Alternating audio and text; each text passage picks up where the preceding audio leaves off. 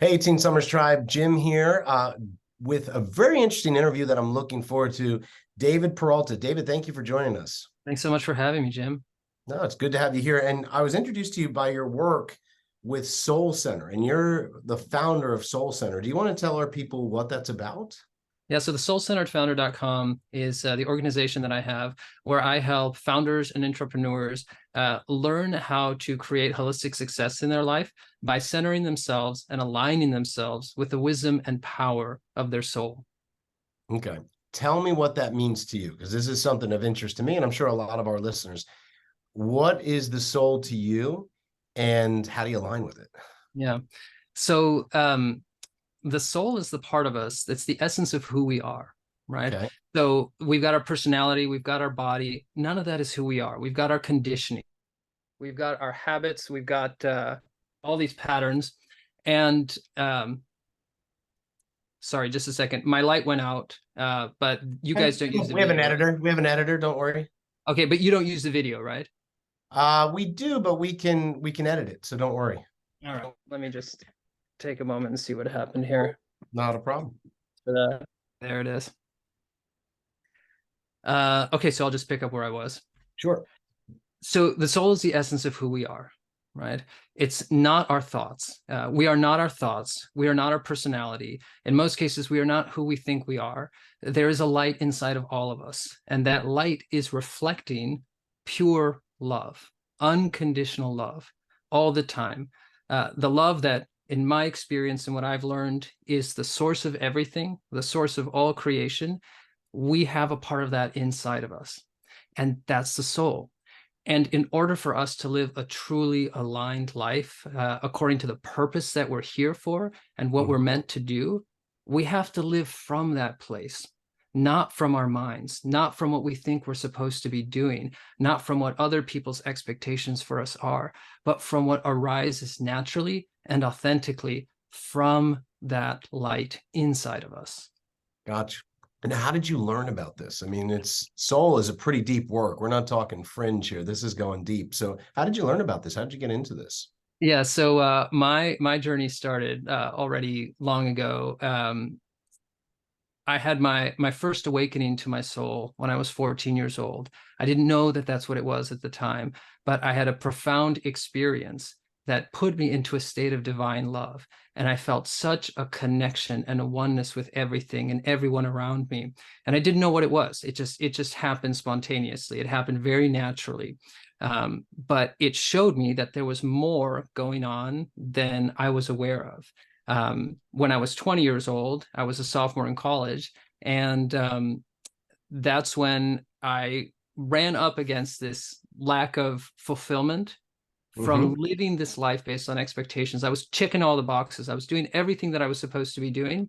I got good grades. I got into a good school. I was doing really good work that was getting really good praise, and everything was going well externally, but not internally. I felt miserable. I was in a deep depression. And that's when I realized, okay,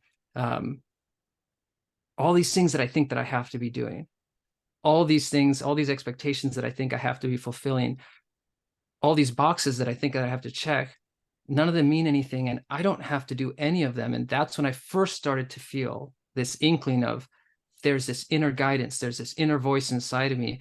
And if I learn how to listen to that, then that's what's going to guide me in my entire life. And so again, was not aware that that was my soul at the time, but I started to listen to that. And instead of going back to school and finishing my university at that time, I ended up going into a Zen Buddhist monastery. And I was there for 6 months. And so that was a beautiful experience, but still nobody could tell me what these experiences that I'd had were. What was this voice inside of me? And so I discovered a teacher in India. And through the work that I did with him, his name was Sri Kaleshwar, that's when I discovered this light inside of me. So would you say, David, this is how you almost like detected your soul? Yes. Yeah. I mean, detected, it's basically I awakened to it, or it Awakened. Yeah. No, that's better wording. But how?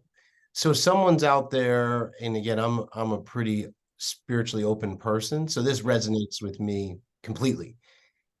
someone who's just starting to dip their toe in the water, Yes. how do you start to either first, what are the signs of feeling this awareness, or like I said, detection or awareness?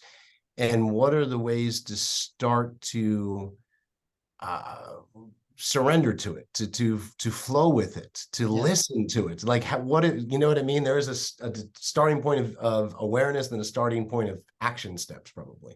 That's exactly right. That's exactly right. So I would say that most people have had some sense of their soul at some point in their lives. And usually it's what we feel as some kind of calling, right? Or some kind of feeling that we're meant to live a life of purpose, that we're meant to live a life of greatness. That's the call of the soul. And the reason why it feels like that calling is usually because we're actually not living in alignment already.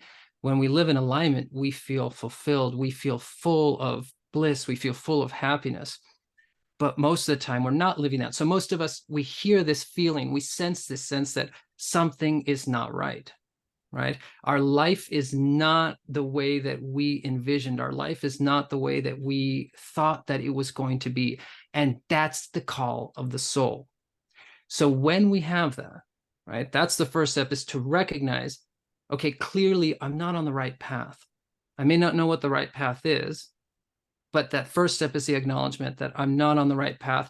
And then the most important step is the intention and the desire. I want to find out. Okay. I Right. want to know what that right path is, and I want to discover it. So how do you start to, so there has to be a willingness, totally agree to that, but how do you start to hear it? How do you start to be able to take direction? How do you start to get the clarity that you were lacking in checking all the boxes? Like how do you set that dial from 0 volume to a 7 volume? Yeah, that's a really good question.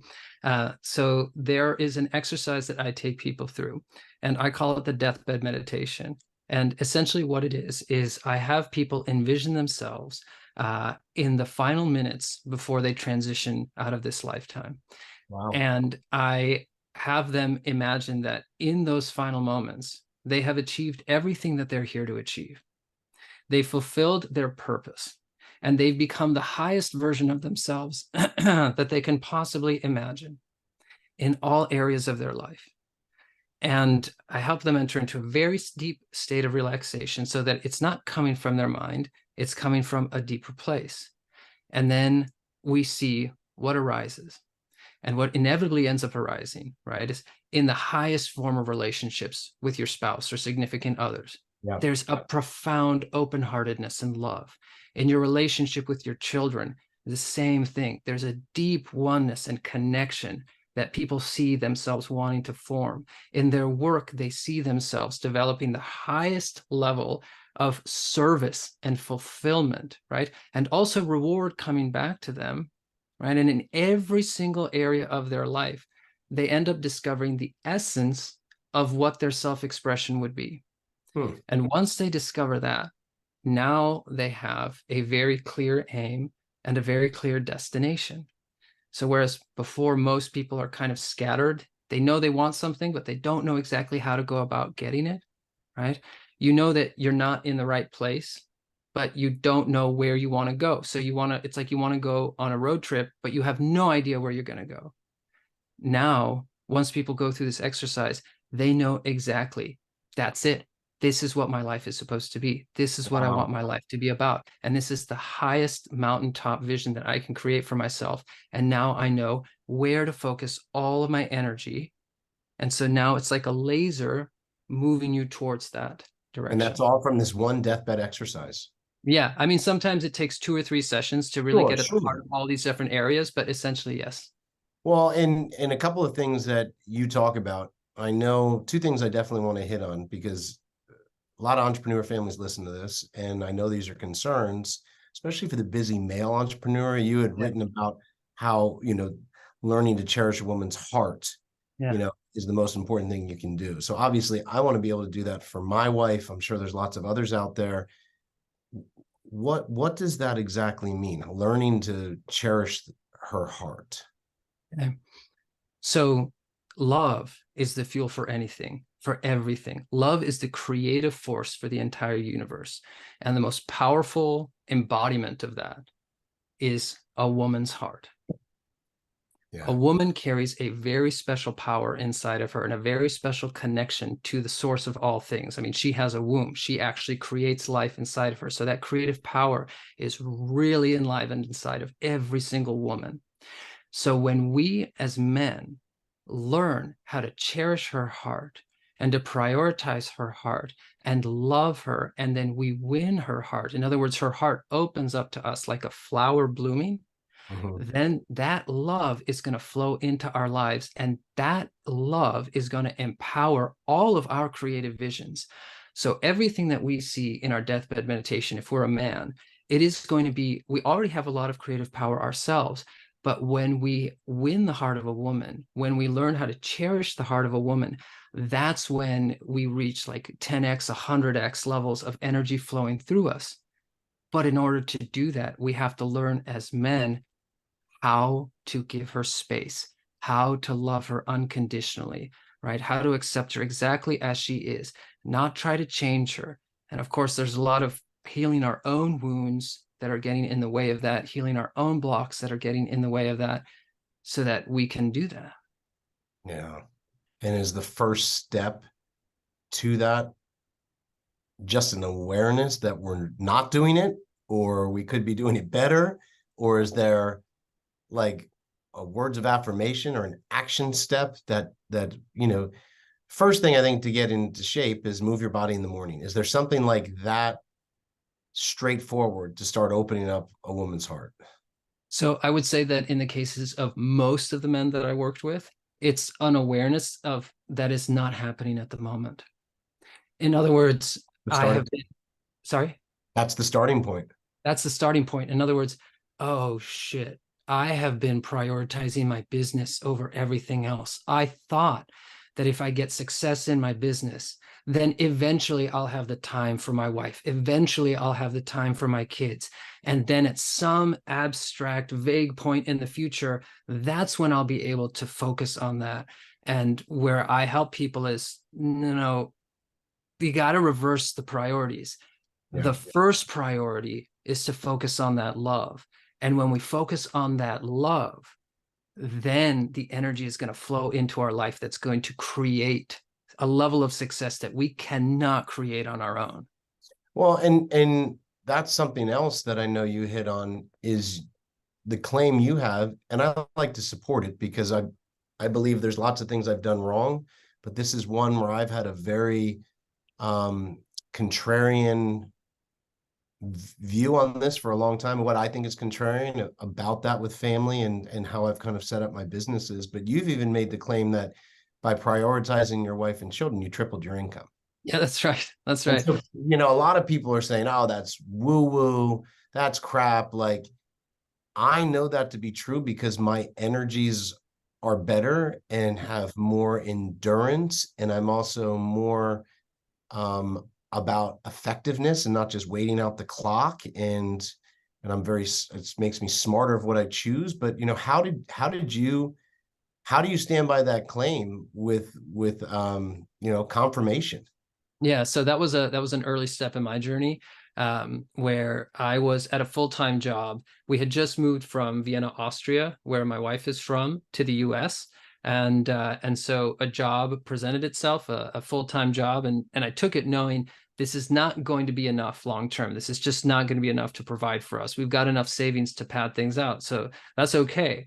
But after about a year, I reached that point where it was clear. Number one, this job isn't in total alignment, and also financially, it's just not working out. And so the job and I parted ways. And I took some time to try to figure out what are the next steps. What is it that I want to do? And I could see that when I was working full time, my wife was really struggling, right? Because the entire load for our, at that point, 7-year-old daughter and a 1-year-old son had fallen almost entirely on her. She was exhausted, right? There were things that she wanted to develop professionally that she wasn't able to do. And so I knew, like, well, I don't want to just take another, first of all, I need more money, but I don't just want to take another job that's going to require even more of me to earn that money. and causes even more of that burden to fall on her. I don't want that. And so Yeah. I knew in my heart, what is that desire that I have? It's to be able to earn the money that I need to provide for my family in less time, part-time essentially, so Yeah. that I can be there for the kids. I can lift the burden from my wife. I can have time with her, and she can have the time to develop professionally all the things that she wants to be doing. And so I gave that desire over to, what I call the divine. You can call it God, you can call it the Father, the Mother, whatever you want to call it. I give that intention over, and I say, this is my heart desire. And I'll never forget, after I did that, I spoke to a mentor and I told him what I wanted to do. And he said, well, is that realistic? And I thought about it and I thought, well, I've got the skill set that I've got. And this is basically the going rate that I would get for it. So I don't know what else to do. So I guess it's not realistic. And so I just dropped it completely. I just Mm. let it go, right? Which later on I learned that was a key part of it. Is I had my intention and then I just completely let it go. And then I poured my energy into doing whatever I needed to do to provide for my family. So if this goal is not realistic and I can't even conceive of a way to take a single step towards it, then I'm going to pour all of my energy into doing what I can do, which is I'm going to apply for new full-time positions in a totally different industry, which I feel is going to be way more aligned with what I want to be doing, which at that time was coaching. I wanted to move in a coaching direction already years ago. And so I started applying, full-time job, coaching, but they were going to pay nowhere near what I was looking for. But the point is, I poured my energy into doing whatever I needed to do for my family. I had given this intention over to God. And after I poured all this energy in, I mean, it was months of trying to find a job, and nothing was panning out. Nobody was saying yes. I would maybe get 1 or 2 callbacks for a follow-up interview, and that was it. Yeah. And then after 3 or 4 months of pouring all this energy into finding something, I get a call on New Year's Day from a marketing agency, and they tell me that they found my profile on LinkedIn and that they want to bring me on as a consultant and hire me out to their clients. And so it turns out that the exact same skill set that I have, when I'm now being hired out as a consultant, comes out to almost 3 times as much as I was making. And so I was able to cut my hours in half, and make more than enough that I needed to also to cover all the debt that we'd acquired during this time. Yeah. And that's when it just clicked, and it just became so clear. When we have a clear intention that arises from our heart and arises from our soul, and then we put the energy into creation, into the nature, into the world, then the divine, that creative force, can take the energy that we put in and give us what it is that we asked for. And that's a core part of what I teach people now. Once you have that clarity, and once you have those desires that come from your heart, you don't need to know how you're going to get there. You just need to feel intuitively into what do you feel are the right steps that you should take at this moment. And then you pour your energy into those steps. You have to do the work. Energy has to come through you into the world. You have to take action. But the divine can take that action. And if that desire has come from that deep place within, then they can take that energy. The divine can take that energy and give you what you asked for. Sometimes it's a direct result of what you're doing. Sometimes it comes out of completely left field. But it also gives us a measure of surrender. In other words, the burden is not on us to make things happen. The burden is on us just to take action and have that intention. Yeah. And this never would have started. And I think I love how you're very good at explaining that first step, because if people can only see step Q, but not A and B, then it's hard to start the ball rolling. But as you're saying, you set the intention and you kind of wrote your own rules on the board. That's what I call it. I want to make X more, 3 times the income, but in half the time. If you never set that intention, in my experience, David, well, then the universe can never start to conspire to your good for that, because it's never put out there. That's absolutely right. And I think that, I had goals as a kid, because we did not grow up with money, to create a certain amount of wealth. Yeah. And that status of being a millionaire wasn't about the money. It was about the freedoms it could do, the things I could be involved in, the way I could live that our family couldn't, the causes I could be a part of. And I've seen other people that I think that have been 10 times smarter than me and hardworking, but they never set that belief intention. Exactly right. It came from this. And I'm saying, if you would just have started, you're setting something that you cannot fully see or understand, nor are you supposed to, at least I don't think, but just plug in. And it sounds like you really plugged into that. And it wasn't like, oh yeah, it was 20 minutes later. You know, there is some rev time. There is time when you plant a seed, when there's sprout, and then finally months later, that first, sprout came through the soil for you. But that's the starting point, right? I mean, that awareness of what you wanted. That is exactly right. And that image that you just gave of the seed sprouting, that's one that's also come very powerfully to me, because whenever you plant a seed and you water it and you leave it in the sunlight, there's going to be a period where you don't see anything happening. Nothing, right? But you've got to keep watering it. You've got to keep putting in the effort, because underneath the surface, that's where the magic of creation is happening. On some level that we're not observing, that we're not seeing, already energetically, things are starting to germinate. And then as long as we keep going, and that's part of the difficulty that people have, is they don't see results, they drop what they're doing, and they jump to something else, right? To the next strategy, to the next email hack, to the next marketing guru, to the next course that they have to take, right? Instead of first setting that intention, first getting clear on what it is that they want, right? Setting that intention, and then feeling intuitively, what is that course of action that I need to take? And usually in the recommendations that I make, it's only 1, 2, or 3 things. It's not a million different things. It's just 1, 2, or 3 core things that people feel that they should be doing, and then doing that consistently. And in spite of all the obstacles and the lack of results, just keep going. And leave the results to the divine. That's the other thing, is we've got to leave the results to the divine. We cannot take responsibility for them. And that's when miracles can happen in our life. I agree. Let me back up on something important that I think a lot of people will deal with. The season of just soil. There's no sign of anything. You went through it, and your wife, there was pressure. You're talking about 2 young children, unknowns. How did you navigate that together? I mean, I feel very lucky that my wife and I are both, we sit in the same realm of this kind of spirituality, but not everyone necessarily will. And even if they do, it doesn't mean it's not hard. So how did you come through, and what would you recommend to people when they're in this transition? They're in this season of nothing but soil, no signs of sprouts. Like, how did you navigate, and how can other people kind of follow suit? Well, I had the benefit of faith already at that point. Okay. So in other words, I've had enough experiences of this kind of thing on different scales, on smaller scales up until that point, to know that, okay, I don't know what's going to happen, but something's going to happen. Yeah. Right. And so I've had enough experience to tell me that even during these periods where I don't see anything happen, I don't know what's going to happen, but I already have faith that something's going to happen. But the way that I help other people who have not necessarily had that experience is, let's say somebody has an income goal, right?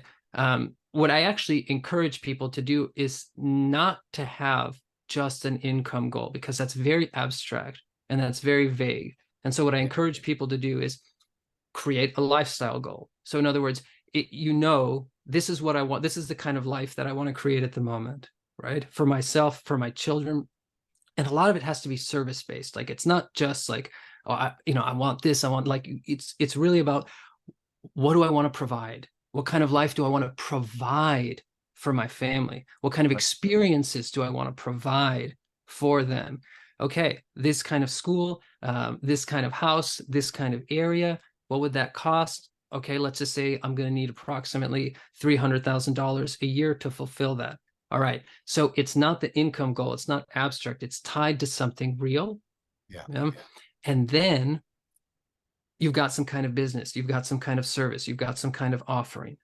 Again, we cannot make it abstract. In order to earn $300,000 a year, for example, what would you need to actually be providing to clients, right? So let's say you're in the coaching or the service business and it would take, I don't know, 15, 20 clients a month, right? There's a unique service that you provide for them, right? There's something that's coming through you into the world. So what I help people to do is, again, enter into this relaxed state and envision what would it feel like when you're providing your service at that level, right? Is it 50 or 100 people, right? Clients that you're going to be working with.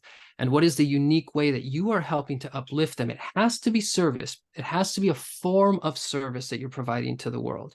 Yeah. It doesn't have to be like, it doesn't matter whether it's a product or a service, but the point is, the goal here is not to make money. The goal here is to be a vessel for that love and to uplift the lives of others. That's what I believe our purpose is to become vehicles for that love, to learn how to allow as much of that love as possible to flow through us. So when that's coming through what it is that you're offering, what does that look like when 10, 20, 30, 100 people are receiving the benefit of your service, right? Things are unlocking in their life. Things are transforming in their life, right? They're given the house of their dreams, if you're a realtor, right? Or they're empowered to reach new levels of success if you're a coach, whatever it is. And to really feel how rewarding that is, to really feel that inner state. That's the other key about these visions. It's not about the externality. It's about what is the inner state that you'll be in when you succeed, when you feel that, when you're providing that. And then when that happens in their life, how do they feel? Yeah. What are the ripple effects of that? And so there's this like matrix, there's this network that gets created inside of us. And when we feel that, it creates this confidence because we feel it happening. And so now that's what we're going to set out to do. We're going to set out to help people in that way. And we feel the energy of that already having happened. And so then again, we take action to move towards that. And that's where the income comes from. It's the energy that we put into the creation, the transformation that we enable in other people. And then when that energy comes back to us, that's what comes in the form of abundance, of money, of everything flowing into our life that we need to take care of us. So if we help take care of others, that energy will come back and take care of us. I like that. And I think coaching's, a pretty interesting subject because I think you'd agree with me, and this is not to be mean to anyone. And I think the overall outline that I give spells out why, but there's some really crappy coaches out there. Yeah. And why I believe that, David, and there's some incredible ones. I've had incredible coaches that have made such a difference in different areas of my life. I believe that the crappy coaches lack what you were saying. They're more into it because they took a marketing thing and they said, well, I can maybe get down to 5 to 10 hours a week and get to this goal of X money, but they don't really, impact's not really a concern.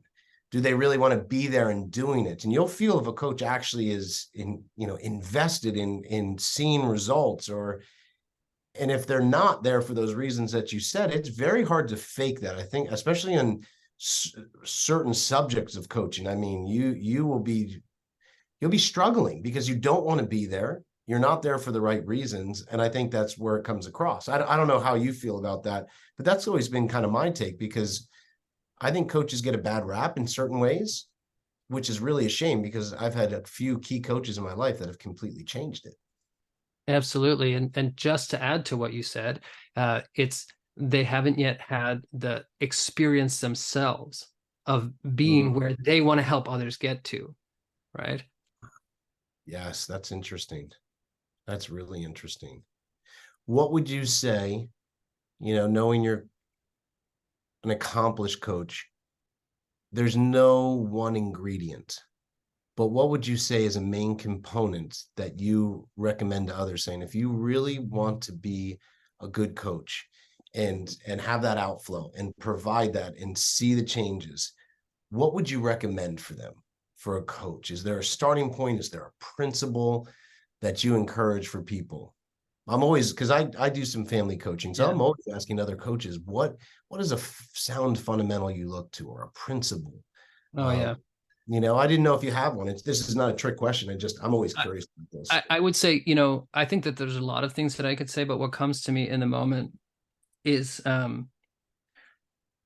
in order to be a good coach for any other person who comes in front of us, we ourselves have to be able to be open to the entire spectrum of human experience. In other words, we have to be open to everything that's inside of us. We have to be open and be able to meet and feel basically everything that's inside of us with love. We have to be able to meet everything that we carry inside of us with love. And then we can meet what others are bringing to us with love. And then that's when love meets love, when my soul meets your soul from that place of love, then that's when the most powerful coaching can happen, because the So coaching is going to arise from that union of love. are you basically thinking, David, if someone is pretty angry on the inside, Exactly. they're struggling, they're this and that, it's going to be pretty hard to coach? It's going to be impossible for them to coach. No, I agree. I mean, it's obvious, but not something that's talked about often. Yeah. If someone's doing marriage coaching and they're on their fourth marriage and that one's on the way out the door, it's not about track record, but it's also it's more they're struggling in it and they're not. Yeah. That makes That's a lot of exactly right. sense. I think wealth and health go together as well.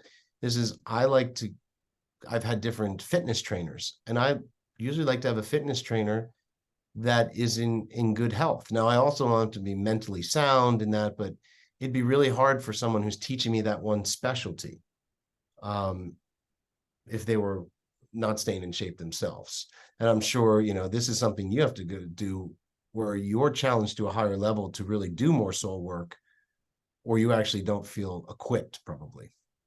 Yeah, that's exactly right. And what I've found is that when people develop that vision for themselves, and when they have that clarity, then what happens is life does conspire exactly the way that you said to bring them to that point. But it's going to do so by creating all the circumstances and challenges that they need to reach that point. Mm. And that's what we have to go through. So if we see ourselves wanting to become a master level coach, then life is going to create the circumstances to show you these are all the shadows. This is all the darkness that you're still carrying. And it's going to show it to us in our relationships. It's going to show it to us through all the way that we interact with life. And it's also going to give us the opportunities to move through those challenges. And if we can recognize those reflections and see the opportunities and move through them, and see the challenges that are happening as reflections of what is going on inside of us that is still not cleared, and we meet every single one of those challenges, that's what's going to take us into that level of mastery. And it doesn't matter what it is, whether it's coaching or anything else. That's how we move through, meet every single one of those challenges with an open heart, or as much as we can, take the opportunities, whether it's therapy, healing, supplements, exercise, whatever comes to us that shows us this is what you need. Life will carry us. Life will take us. Life will partner with us because it wants us to reach our highest version of ourselves so that we can help other people become the highest versions of themselves. Love it. It's fascinating concepts. It's not easy to understand, I'm sure, for people who are hearing this for the first time, but I think we're chopping it down to little bites. And eventually, I think you want to bring it to yourself and to your family. That's and right. I'm sure you work with that. You have to obviously be exercising if you bring an exercise program to your family. But with most of the people listening, how do they get this to their family? They're interested in soul work.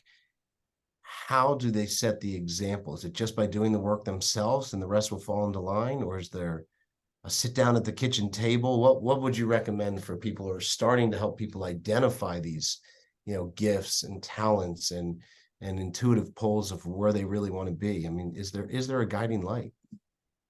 Yeah, there absolutely is a guiding light. That guiding light, that's what's inside of each of us. Right. And so, I mean, this is definitely not the first step, but this very often happens already in that deathbed exercise. Once people discover this light inside of themselves, right? That is the essence of what is making all this stuff happen. They see that light in others. That's what we relate to. So Yeah. in other words, when we are with our children, when we are with our spouse, we connect to that light in them. We love that light in them. That makes that light brighter. Mm. And then that illuminates anything that needs to be illuminated. That illuminates any tension, any conflict. Like the brighter our light gets, the more shadows are going to be cast if there's anything standing in front of that light.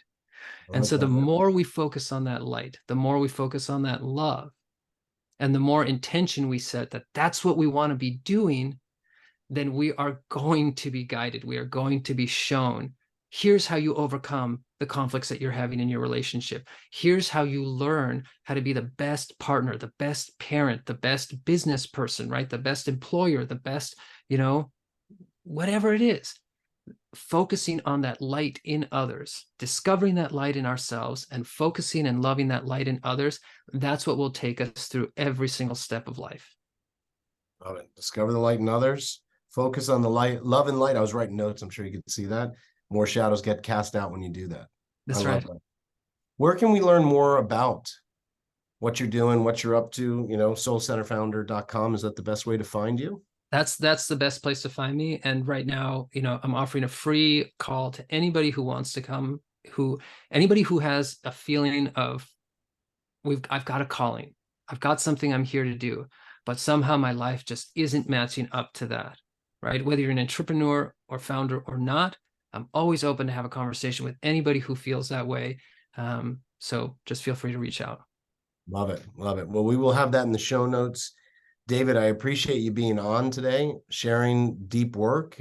Soul work is something a lot of people, I think, used to turn their nose up at, but the more and more this world unfolds, the more and more I think it's needed. And I can tell you, for Jamie and I, we appreciate what you're doing. We'll have to have you on again for more conversations, and we appreciate you being here today. Anytime. Thank you so much for the opportunity, Jim. It's really been a pleasure. You too. Thanks, David.